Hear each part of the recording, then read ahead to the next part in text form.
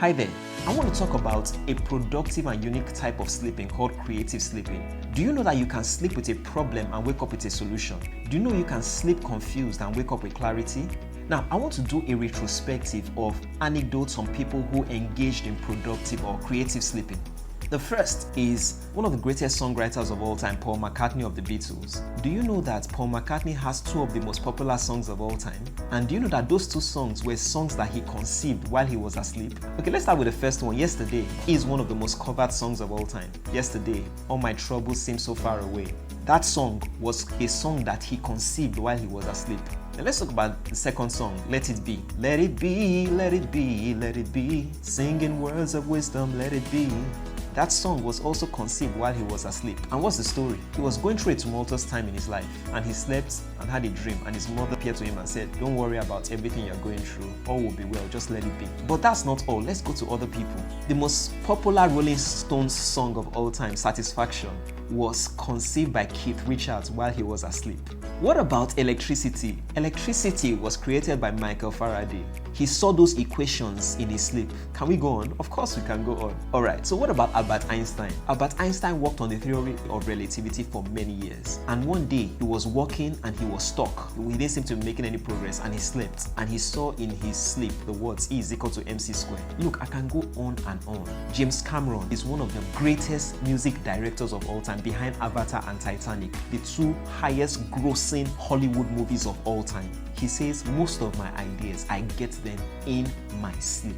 Now, how can you sleep creatively? The major key to sleeping creatively is that if you are thinking about a particular thing predominantly in the last 2 hours before you fall asleep, you are bound to sleep creatively. I'll take it again. If you think about a particular thought predominantly in the last 2 hours before you fall asleep, you are bound to think creatively, especially if you do it habitually. So if you are somebody who is constantly thinking about maybe textile, or you are thinking about import and export, or you are thinking about events planning, and it is the most dominant thought in your heart throughout the day, even if it's not throughout the day, the last 2 hours before you sleep, if you hold those thoughts and you fix your mind on them and you go asleep thinking about it, what will happen is that you will find yourself thinking creatively and also habitually being a creative thinker. You see, creative thinking is also supported by the Bible. You know, the Bible says in Songs of Solomon chapter 5 and verse 2, it says, I sleep, but my heart waketh. I sleep, but my heart waketh. So which means that even when we sleep, our brains do not go asleep. That word heart is also another word for the brain. So the Bible says, as he saith in his heart, so is he. That means mind. You don't say in your heart, you say in your mind. So the Bible supports creative thinking. So what is my prescription to you? The last 2 hours before you go to sleep, hold a predominant thought. Just hold that predominant thought and keep on thinking about a particular thing. You will end up creatively sleeping and waking up with ideas, waking up with brilliant ideas. However, one of the ways to do so is to live a singular life where you are focused on one thing. And that's why I say that the more things compete for your attention, the weaker your attention. And the less things compete for your attention, the stronger your attention. And the stronger your attention, the stronger your creativity. So if you see people who are not creatively sleeping, it's because they have many things to think about. And so they don't go to bed with a dominant thought. So when they sleep unproductively. They don't know that their sleep can actually be an income generator. Sleep is actually work. Just like you are going to work and you are producing something, your time in sleep is actually a time where you can actually produce things that can change the world. But if you don't hold predominant thoughts, it will be difficult for you to go to sleep and wake up creating things or to engage in creative sleeping. Now, I've interviewed thousands of people in my research on creative sleeping. And guess what?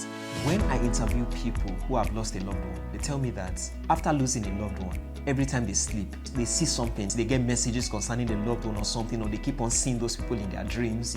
Why? Because when they lose a loved one, it's a very intense emotive experience. So they end up carrying that predominant thought through that season. And that's why when people lose someone that they really love, they love dearly, they end up engaging in creative sleeping, which means they're getting insights. The person is telling them that, okay, don't worry, I'm in a better place or something. They're getting insights on the afterlife of that person because they hold that thought predominantly. So the key to sleeping creatively is holding a predominant thought. If you take a predominant thought to sleep, you will sleep creatively inadvertently. You will sleep creatively. It will happen with automaticity, and you'll find out that you are creatively sleeping. And if you make that a habit, that I'm going to hold predominant thoughts throughout my life. I'm not going to be careless in my thinking. I'm going to be somebody who holds predominant thoughts. You find that you are sleeping creatively. The same thing for people who a good thing happens to them. When people have a major massive promotion or they hit a major landmark in their life, there's a major milestone that occurs. From people that I've interviewed, and I interviewed hundreds of people,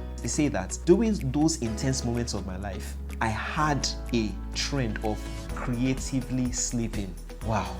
May you sleep creatively every day of your life. I wish you the best. Do have an amazing day. Bye for now. So, did you find this video insightful? Or do you want to be part of my Immersion Life Academy or my Immersion Bible Academy, where I train people on every concept of the Bible in detail, in Hebrew and in Greek? You can call the numbers below and we will serve you. Kemi sends her love as always. Do have an amazing day and bye for now.